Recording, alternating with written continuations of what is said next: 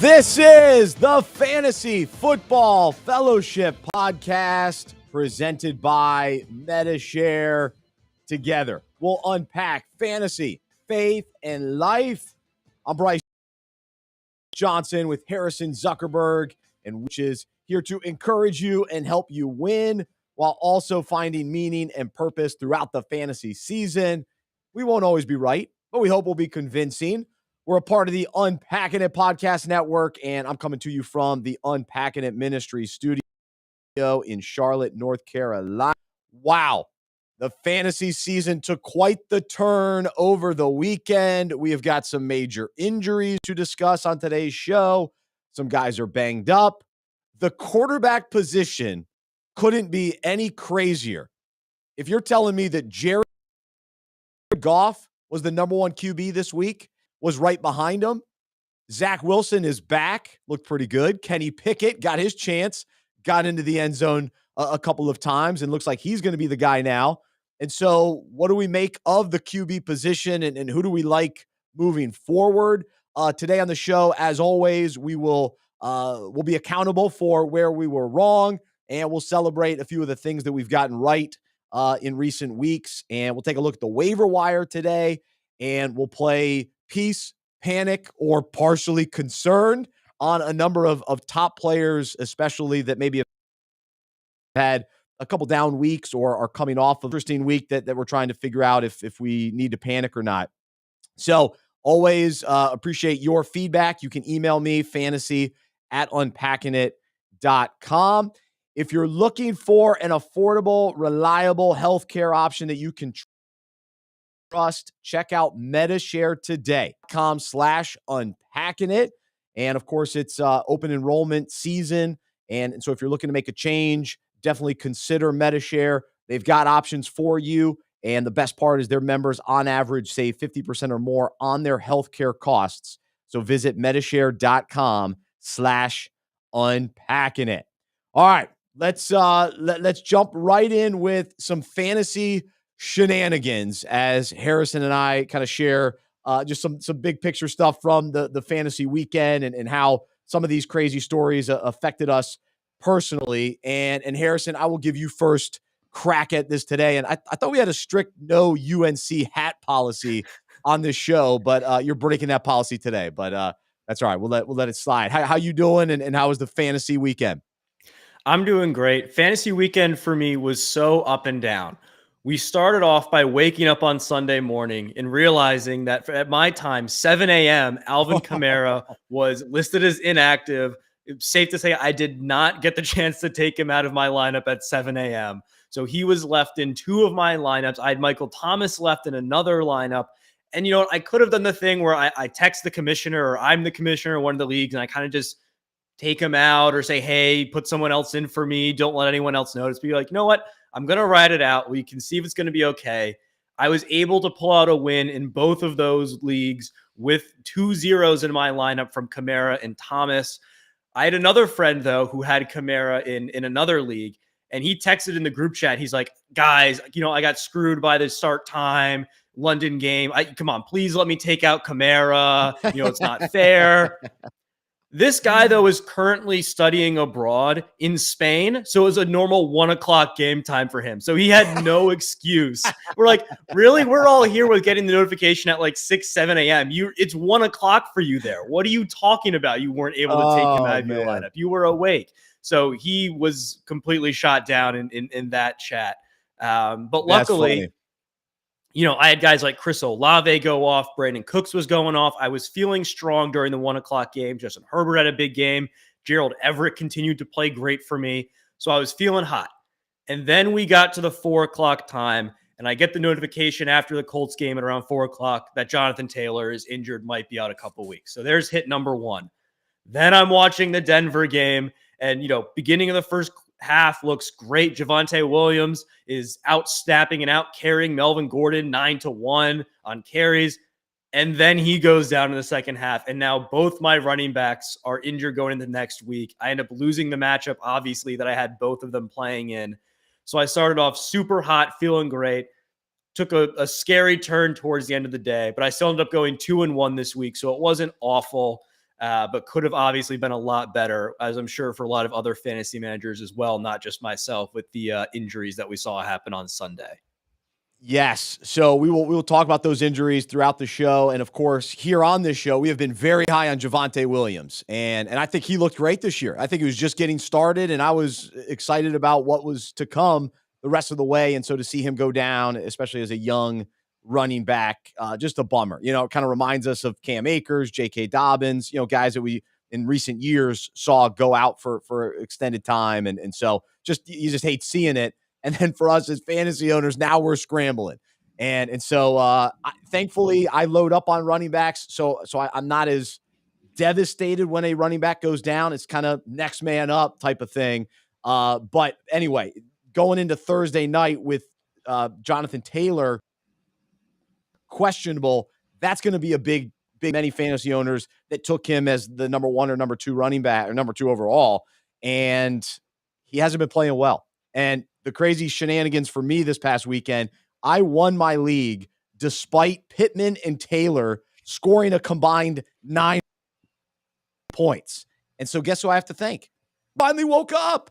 And now Russell Wilson's a little banged up, and he loses his running back. And they lost to the Raiders. So it was a bittersweet situation for me. And then the other thing I got to celebrate today, TJ Hawkinson, 46 points, 2 touchdowns. He finally wakes up and is what he's capable of. And so those of us that have been patiently waiting for him, that was nice. One other shenanigan from the weekend. How about Atlanta winning, yet Kyle Pitts and Drake London, they each only had a few fantasy points. So that was kind of confusing and now, of course, we also have the Cordarrell Patterson injury. He's out for 4 weeks. And we'll talk later because I think there's some potential there. Actually, a name that I mentioned last week. And actually, I was kicking myself after last week's show. I was like, I didn't give Cordarrell enough love for his performance last week because I was mentioning Tyler Algier. Well, now a week later, sitting in a good spot. So we'll see how that goes. But let's get started as well with some accountability, Harrison. And there's one player that on last week's show you and I had a friendly disagreement on.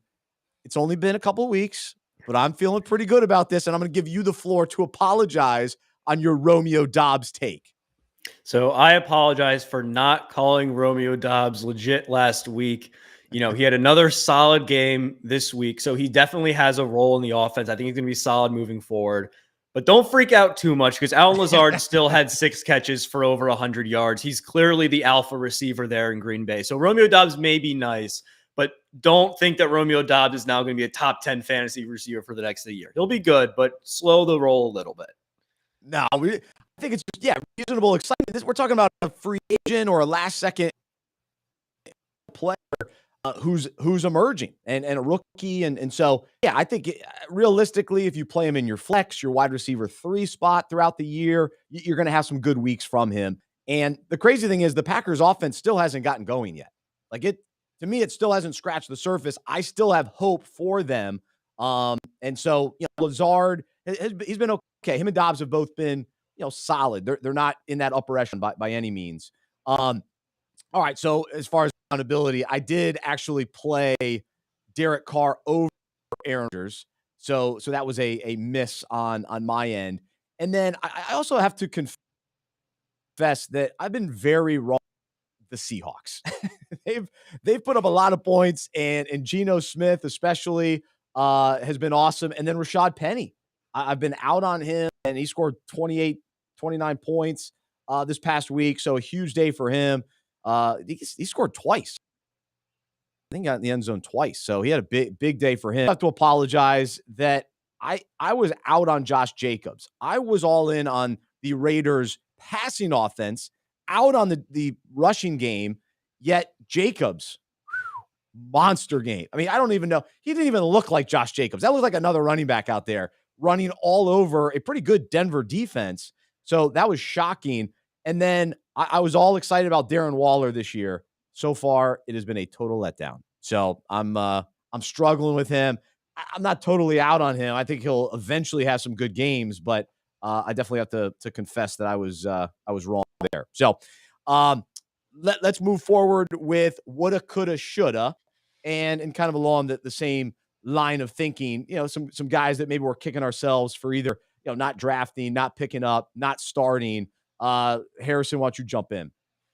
So the first one for me is I'm going to talk a little about the Javonte injury. So far this season in the league where I have Javonte Williams, my 3 running backs are Jonathan Taylor, Javonte Williams, and Aaron Jones. So I've been very handcuffed, it feels like, with lineup decisions because I have to play all 3 of them, right? Like I'm not going to pick up a waiver wire receiver and start them over Javonte Williams. I have to ride it out.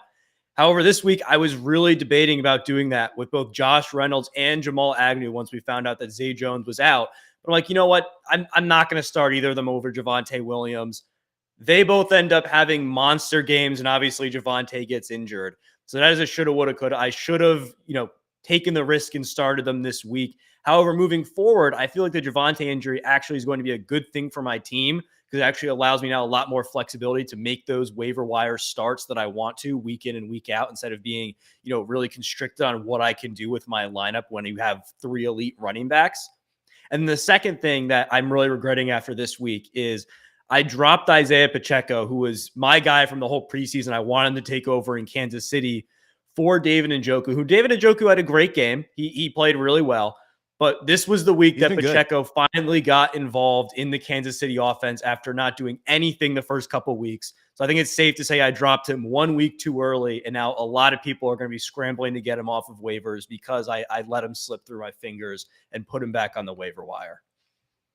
Well, I like him there, but Clyde Edwards-Helaire has been so good. So, I mean, you just want pieces of Kansas City, and I'll start there because the woulda, coulda, shoulda for me is I just wish I had Travis Kelce. I just wish he was on every team. And I started thinking about over the weekend, it's like he probably should be the number 1 pick because to have that type of consistency and that type of elite production from a position week in, week out, year in, year out it's unbelievable. And there's else you can compare it to. I mean, Christian McCaffrey, when he's healthy, he delivers for the most part. But, Cooper Kupp's been very solid for sure. But it's like Kelce rarely has a down game. Like a down game for him is not scoring, still catching 7 passes. So I regret not having Travis Kelce. I don't have him at all this year. Very sad. The other thing I blew this week. So I got it. The London game got in my head a little bit because over the years, the London game can give us the craziest of situations. And it's very scary to play anybody in those games because you just don't know what's going to happen. It's kind of like Thursday night games. They're always just a little wonky. And so for me, I was starting Kirk Cousins and Adam Thielen, and I only have one quarterback with Kirk Cousins, which he ended up not having a good day.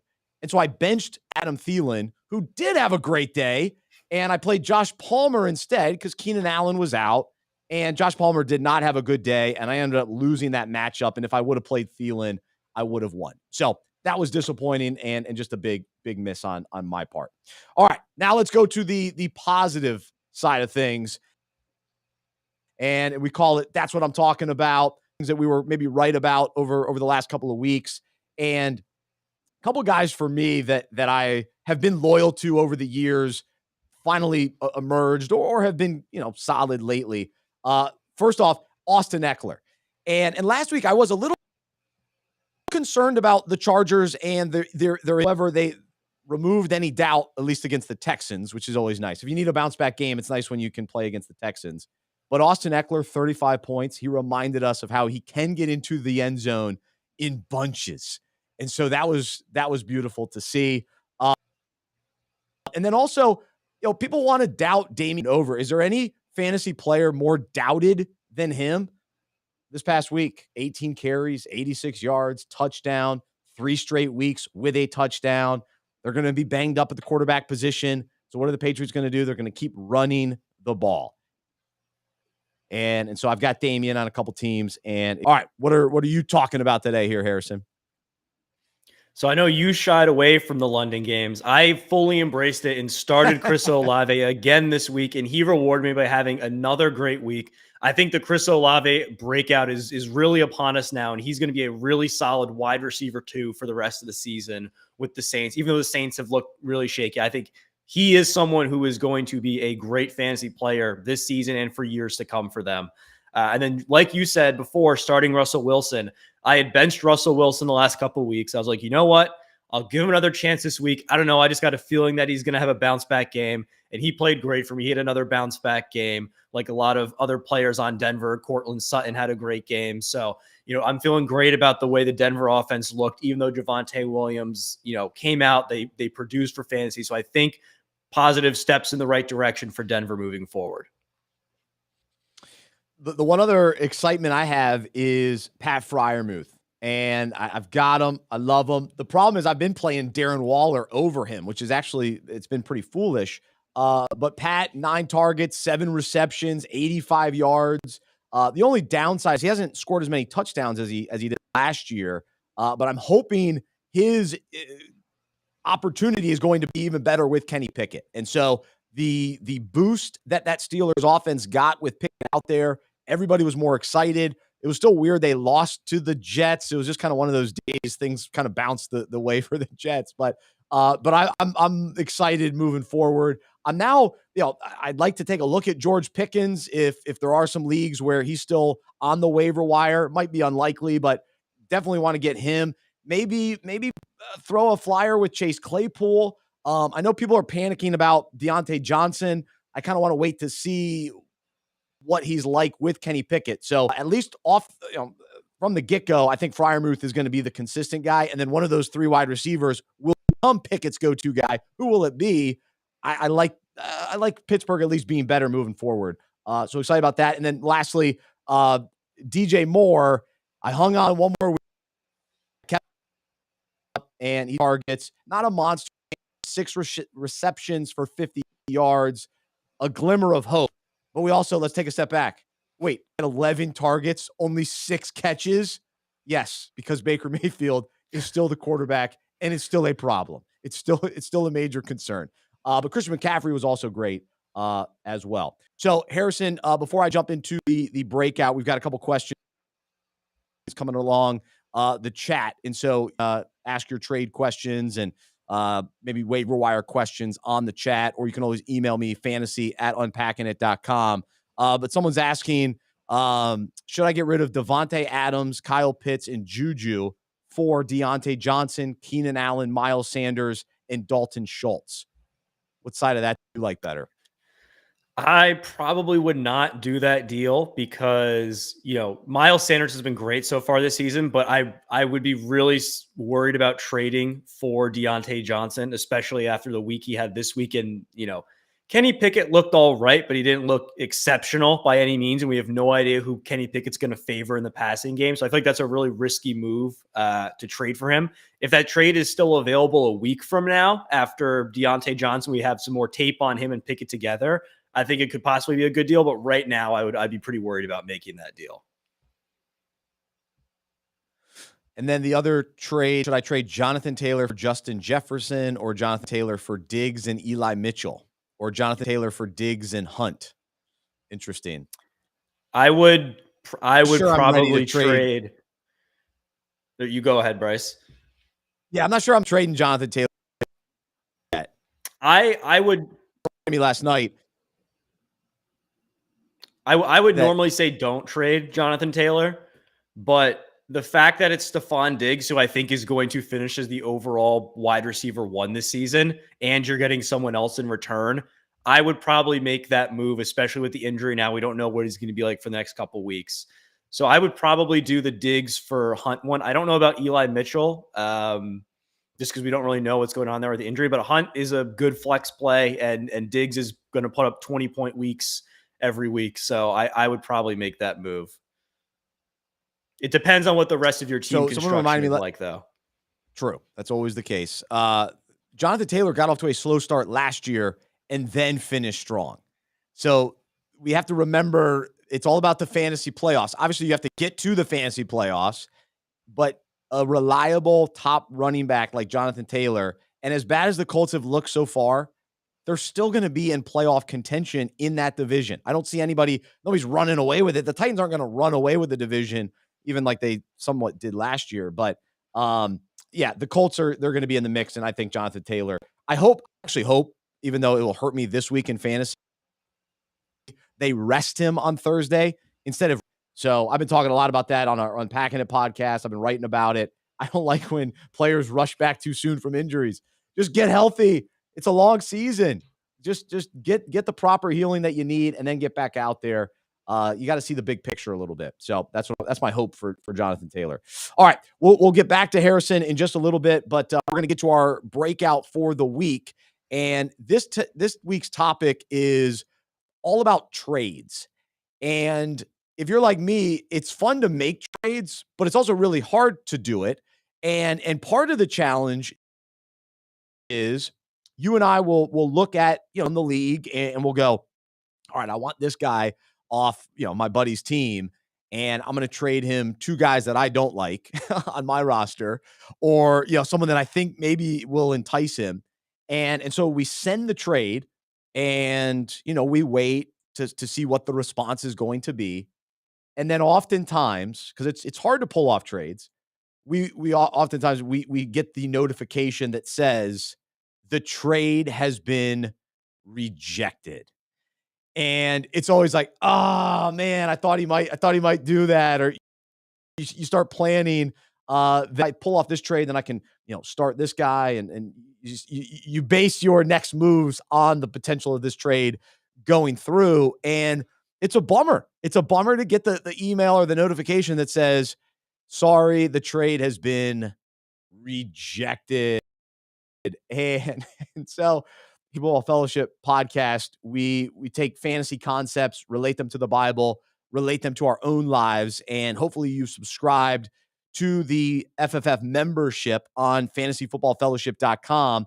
But you can read these different types of topics and fantasy related to the Bible. And so today I want to look at this concept of rejection. And the reality is we face it a lot in fantasy, whether it's, trade rejections. It also happens on the waiver wire. We'll get the rejection notification that somebody else, the waiver wire player that we were hoping to get. And so we're rejected in that way as well. And in life, this happens, throughout our days, weeks, years, where we try to get a job. When we're single, we're trying to, get a date or a girlfriend or whatever. And we get rejected, and somebody along the way says, sorry, you don't fit, or you're not good enough. We think, and we start, experiencing these types of situations. And in many ways, these can be, devastating situations where we face rejection, when the offer isn't accepted, or, somebody just says, no, I'm not interested. We oftentimes take it very personally, and sometimes we can even allow it to take over in a way that becomes very negative in our lives. And, the pain that comes from it can be detrimental at times. And the reality is, though, we have to decide not to allow rejection to derail us or send us down that path of disappointment and discouragement.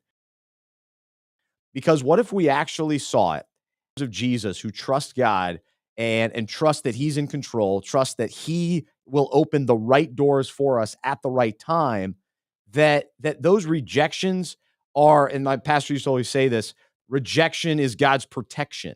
And it's for, it's the rejection hurts. It's actually protecting us from, something or someone that maybe we didn't realize would have taken place by there actually being acceptance in that regard with the job or whatever it may have been. And so what if we actually, accept the rejection, a better yes.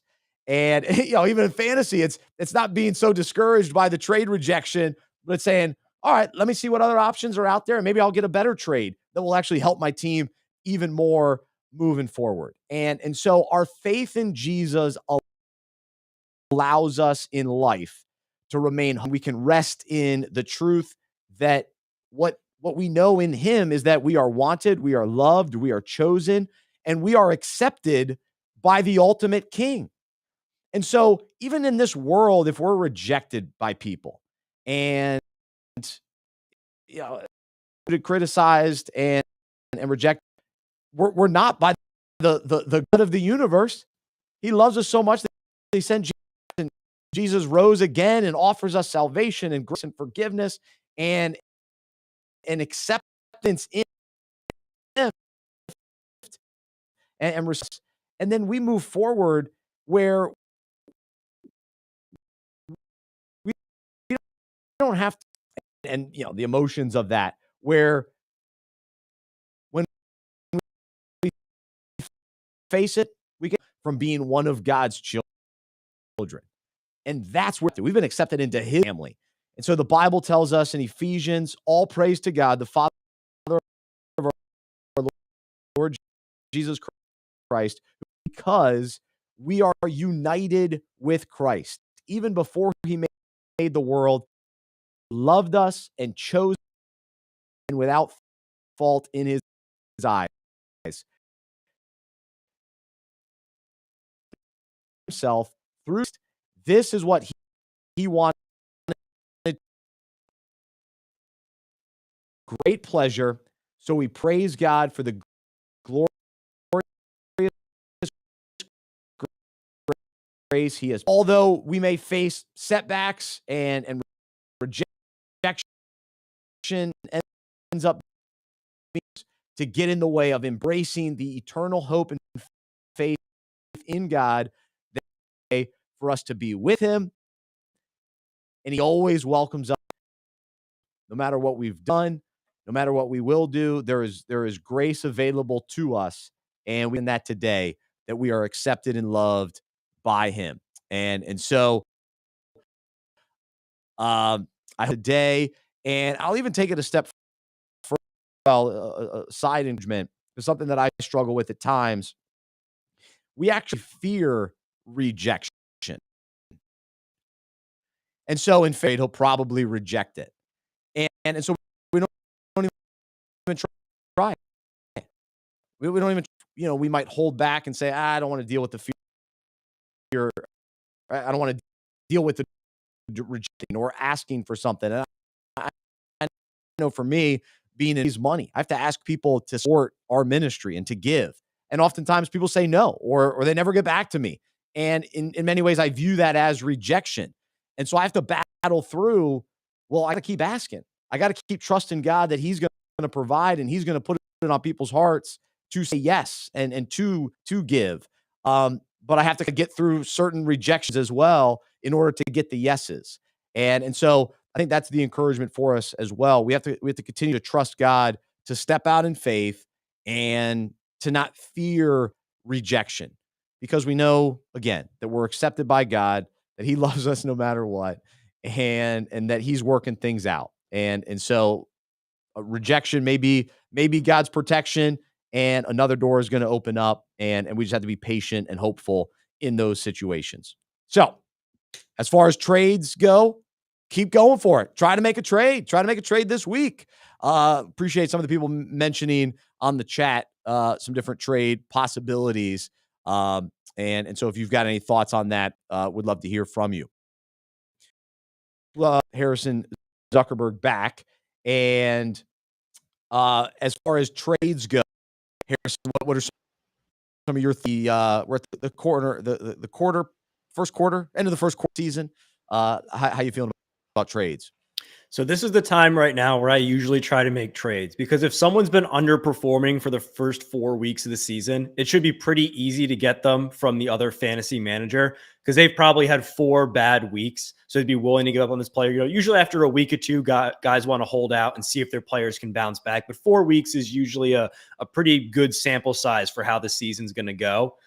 So I tried to make a couple trades this week. And for me, the worst thing is offering a trade that you think's a fair trade, all the trade analyzers think's a fair trade, but the other player rejects and then goes and takes a worse trade package than what you offered them. So for me this week, someone in my league had 2 elite receivers in Stephon Diggs and Devontae Adams who was looking to get rid of one of them because he desperately needed a running back. So I was offering Aaron Jones and Brandon Cooks for, Devontae Adams and like Travis Etienne or AJ Dillon or another flex type running back.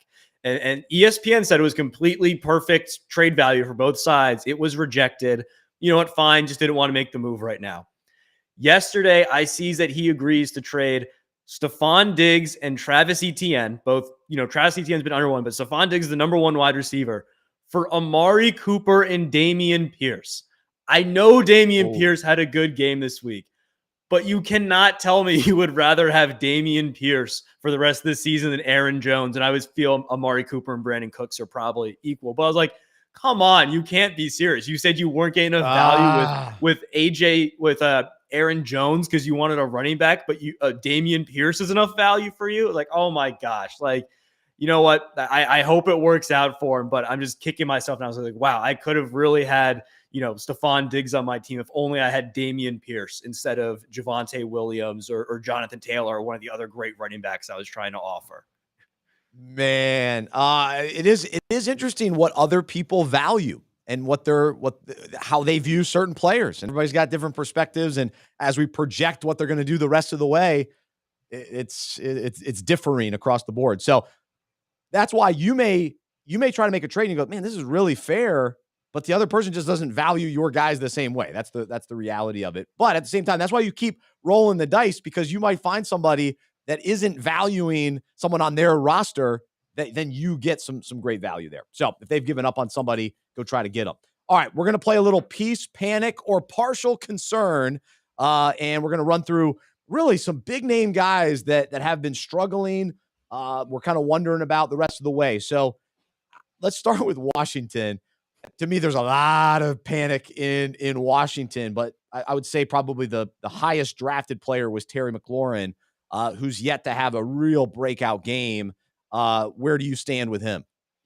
So I think Terry's still going to be really solid for the rest of the season, but I don't think the, top 10, top 15 upside necessarily there that a lot of people thought. I think he'll be a really great wide receiver too still, but be inconsistent week to week because Carson Wentz some weeks just forgets how to play quarterback, and other weeks he turns into Dan Marino. So I don't really know what's going to happen week to week, but I would still leave Terry in your wide receiver 2 or flex because he'll probably have like 19 points some week, and then other weeks he might have 3 or 4, but that's how it goes a lot of times with guys like Terry, like Deontay Johnson, like DJ Moore, where really shaky quarterback play, but just great talented receivers who will find ways to get it done in specific matchups. All right, so this past week, Deandre Swift was out injured, and it looks like he's going to be out a little bit longer, and the Lions did not miss a beat. And Jamal Williams, filling in for Swift, had an unbelievable game, and all season long, Williams has been the vulture, and he's been getting touchdowns. Really, Swift hasn't scored as many as Williams has, and so I've got I would say partial concern for Swift, not only the injury, but then coming back and being in this timeshare. But the flip side of it is I'm so encouraged by the Lions offense. They're putting up ridiculous numbers, on pace for crazy records and all that kind of thing. They keep losing because the defense isn't doing anything. But I would say, partial concern. I think Swift is still so talented, so I'm not willing to give up on him just yet. I'm gonna hang on to him on a couple teams that I have him. So partial concern though. Definitely monitoring the injury and how involved Williams continues to be. All right, George Kittle we saw last night. Actually, we didn't see him last night. Where was he? George Kittle is not a part of the offense. We got Juszczyk getting more involved than Kittle. So I think it's a clear panic. How about you, Harrison? I think it's a clear panic for Kittle because not because of anything he is doing wrong, but the 49ers have been killed with injuries on their offensive line. Kittle may be the best blocker on the offensive line, and you could see that last night. He was staying in 6-man pass protection sets. He was chipping every single time before he went out. So he was not being used as a pass catcher as much because they needed an extra guy blocking to, stop Aaron Donald last night. And that may be the case going forward, is that Kittle is used almost as a 6th lineman because their tackles are so banged up, and Jimmy G is not mobile, so you got to protect him somehow.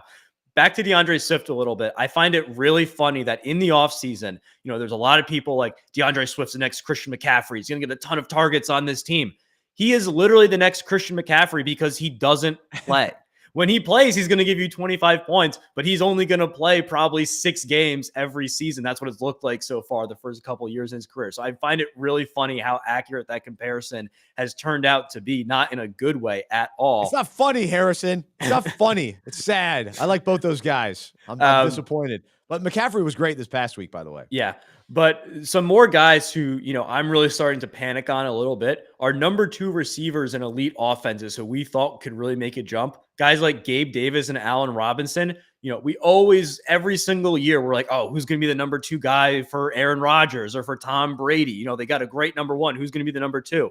The answer is Cooper Kupp and Stephon Diggs are the number 1 and the number 2. There's not a number 2 guy. Cooper Kupp got 19 targets last night. So at this point, I think Allen Robinson, I would say honestly, drop him. I do not think he is worth a roster spot at this point. That might be a hot take, but he has done really nothing so far this season. And the only time he gets involved is Matthew Stafford throwing him back of the end zone fades way over his head where he's just not open. And then Gabe Davis, I don't know what's going on with him either. He seems to have been passed by Isaiah McKenzie right now. Isaiah McKenzie's a little bit banged up. Jamison Crowder went down, so maybe Gabe Davis will have a much improved role this week. But I don't think he is someone that you could start with confidence week in, week out. He's probably purely a matchup-based bench player at this point. Speaking of the Bills, a name, we'll talk waiver wire, Khalil Shakir, the rookie wide receiver, had a nice game, and now will kind of be that number 3 guy with McKenzie with a concussion, Crowder out, looks like indefinitely. So that's a name to keep an eye out for, kind of a fun name too. I think I'm saying that right, Khalil Shakir. So potential there. With Gabe, I think there was unnecessary hype for him. For whatever reason, he was the off-season fantasy darling, mainly because he scored 4 touchdowns in the playoff game. And so everybody, got excited about that. The Bills offense, it hasn't been clicking on all cylinders the last couple weeks. The Dolphins game was a tough game. Ravens game was a tough game. So they're going to also be playing the Jets. They're going to get some other nice matchups along the way. So I think Gabe Davis still has some big games in him. I would not give up on Gabe Davis just yet, but I would view him probably more as a flex versus that consistent receiver 2 in your fantasy lineup, which you probably drafted him as that, which is tough. All right, let's make sure we get into our waiver wire, and then we'll get to everybody's favorite news segment, which is called "Is He Legit?" From Harrison. So we'll say pick him up or pass in regards to the waiver wire, and of course Jonathan Taylor being banged up. Is he going to play Thursday? I actually hope he doesn't, which is weird to say. But then what does that mean? Do we go get Nyheim Hines? Philip Lindsay apparently is going to be involved. Yes, Philip Lindsay is with the Colts. And then also kind of a name to keep an eye out for, Deion Jackson. So could be a little bit of a committee there. Anybody jump out to you, Harrison, that you want to go pick them up? No one there I really want to pick up. If I really need a running back, I could maybe grab Lindsay or Jackson. But I feel like if Taylor is out, it is going to be a really heavy committee. I don't think any of them is going to get an insane workload like a Jonathan Taylor 20 carry workload. So I don't think any of them are really worth starting if he is out. But definitely an interesting situation to monitor. If it turns out that Jonathan Taylor is out for maybe 2 weeks or 3 weeks, then definitely go pick up probably Jackson or Lindsay. But I don't think if he's out for only 1 week game time decision type thing, they're worth starting in fantasy this week. But a wide receiver filling in for injury who I do think is worth starting this week and picking up is Mike Boone of the Denver Broncos. Javonte going down really sucks, but I'm so excited for Mike Boone, which is kind of a crazy thing to say. He outsnapped Melvin Gordon in the 4th quarter of that game once Javonte Williams went down. I don't think a lot of people realize that. Melvin Gordon has had 4 fumbles so far in 4 games. I do not see the Broncos giving Melvin Gordon the keys to the backfield. So I think Mike Boone is a really talented player. He's averaged 5.6 yards per carry so far in his career on a small sample size, but, good enough sample size. really explosive athlete. He's a former kick returner. He's got juice. He's got speed. And he played 3 games as a starter in Minnesota in 2019, and he averaged 15 fantasy points per game. So I think Mike Boone has a real opportunity to make some noise in Denver and be a really solid flex play going on this season. I was worried about some of the drops I saw on that Denver offense, and a couple of those were Russell's fault because he was just zinging it, the short pass, and it's going so fast. So it makes me a little nervous with some of those guys in Denver, and that offense just is. It's just a mess in a lot of ways, and it's frustrating. And even though, again, Russell Wilson had a great game, but it's still it's just painful at times. And so you take away Javonte, it makes me nervous. So I'm not sure I'm gonna go crazy on the waiver wire, but you make a good case for Mike Boone. That's a fair case. Another name, Latavius Murray. He just played in New Orleans, and now he's in Denver. But I rode the Latavius Murray train last year, and it was not a good ride. So I'm out on him. He's a little too older. These types of guys, they're there for depth, but they're not there for fantasy. And so I can't trust Latavius Murray. However, in Atlanta, the Atlanta offense is confusing, but it's been pretty productive this year. And so I do like Tyler Algier. If I have to pick between him and Caleb Huntley, I'm going to go with Algier. Can you make a case for one or the other? So I would go with Algier as well, just because he's probably going to get the first crack at opportunity. But I think it's going to be a pretty split backfield between the two. We saw in that game, Caleb Huntley get a lot of the red zone and goal line and short yardage situation for the Falcons. So I think he is going to be valuable. Tyler Algier is just not going to come in and be a dominant running back. So I think they're both actually pretty valuable in fantasy. So I would put in a claim for both of them as just, maybe not start them week 1 because you want to see how the split shakes up. But, I think they're worth having both of them on your roster until Cordarrell comes back. And then let's see. All right, we'll jump into Is He Legit? So on the show, you've heard Harrison accidentally use the word legit. And so now we've made a segment out of it, and we ask Harrison about certain players and ask, are they legit? So J.K. Dobbins, was this his breakout game? 13 rushes, 41 yards, touchdown. The Ravens did lose to the Bills, but Dobbins also had 4 catches, 22 yards, and then another touchdown. So tell me, is he legit? J.K. Dobbins is legit. He was someone that we talked about in the offseason as a guy where he's just a superbly talented running back, but kind of lost in the mix with the injury. And, they have Mike Davis and they have Kenyon Drake. And it's like, well, who cares? J.K. Dobbins is an animal. He's a great player. He's finally back from injury. He's getting the opportunity he deserves in the Baltimore offense. I think he's going to be a stud for the rest of the season. I would say trade him. I would say get maximum value, but let somebody else buy into him. I still get nervous about Lamar Jackson stealing touchdowns, and they always like a committee there. I don't know. I mean, and the injury concern. But yes, he was awesome, and he's got the potential for sure. All right, Geno Smith.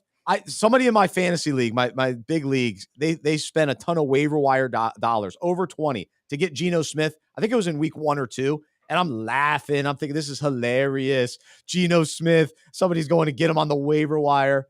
Well, last 2 games, he's averaged over 300 yards passing, 25 fantasy points. His completion percentage over 74%, 75%. So is Geno Smith legit?